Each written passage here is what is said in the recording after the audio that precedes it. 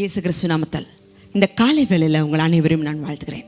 இன்றைக்கி நம்ம பார்க்க போகிற தலைப்பு, பிசாசு ஒரு மனிதனை தாக்குற இடம் எது, அதைத்தான் நம்ம பார்க்க போகிறோம்.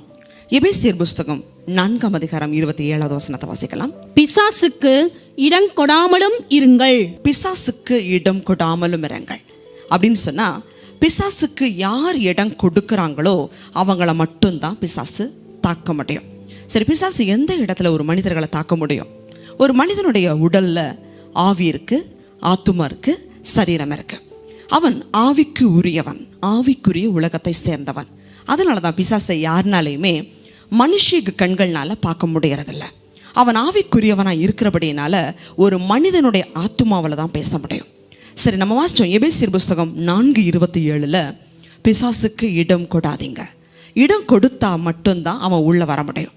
நாங்கள் எப்படிங்க இடம் கொடுக்குறோம் அப்படின்னு சொன்னால், பிசாசுடைய சுவாபங்களை அவன் ஒவ்வொரு மனுஷனுடைய இருதயத்துக்குள்ளே கொண்டு வருவான். பிசாசுடைய சுவாபங்கள் எது அப்படின்னு சொன்னால் பாவம்.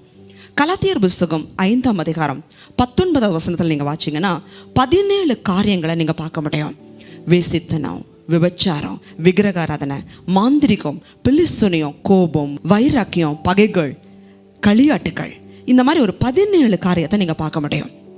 இதை ஒரு மனிதனோட ஆத்துமாவில் கொண்டு வரும் பொழுது இது எல்லாமே பிசாசுடைய குணாதிசயங்கள்.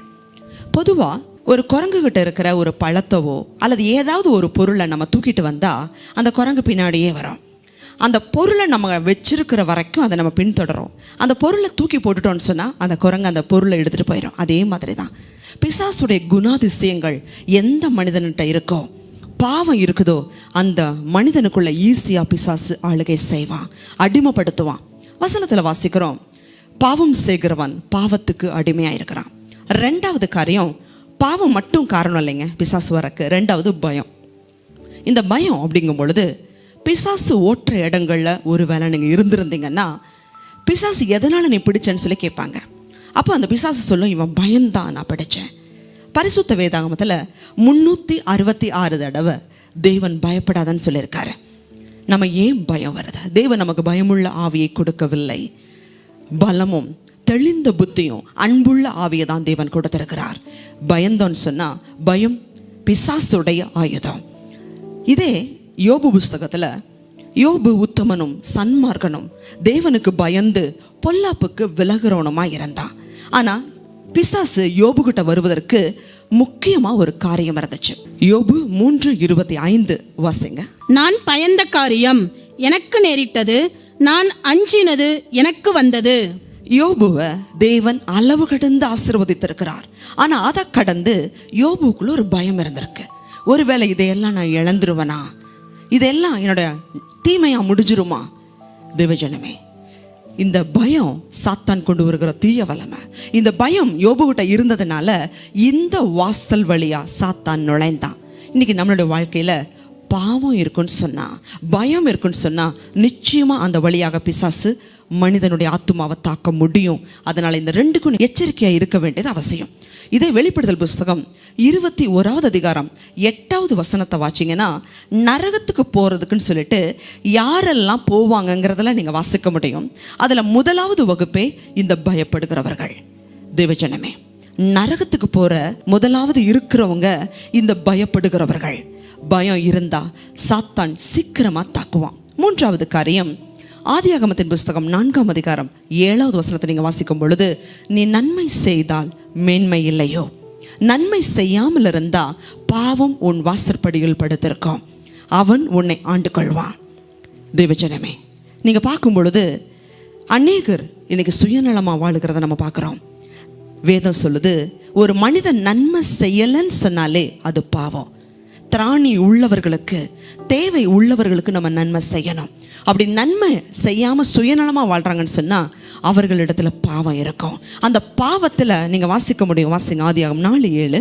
நீ நன்மை செய்தால் மேன்மை இல்லையோ, நீ நன்மை செய்யாதிருந்தால் பாவம் வாசற்படியில் படுத்திருக்கும், அவன் ஆசை உன்னை பற்றியிருக்கும், நீ அவனை ஆண்டு கொள்ளுவாய் என்றார். தேவஜனமே, பாவம் அப்படிங்கிறது ஒரு செயல்.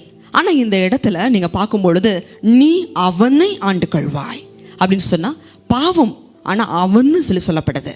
அப்போ பாவத்துக்கு மேலே கிரியை செய்கிற அசுத்த ஆவி நம்மளை ஆளுகை செய்ய ஆரம்பிக்கிறது.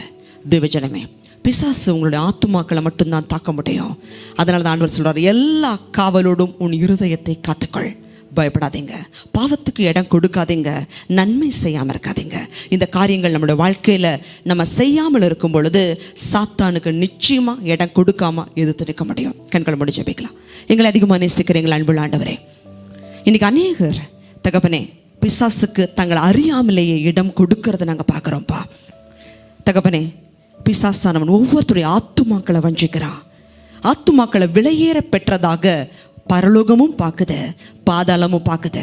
அந்த ஆத்மாவுக்காக கர்த்தரும் போராடுகிறார், பிசாசும் போராடுது.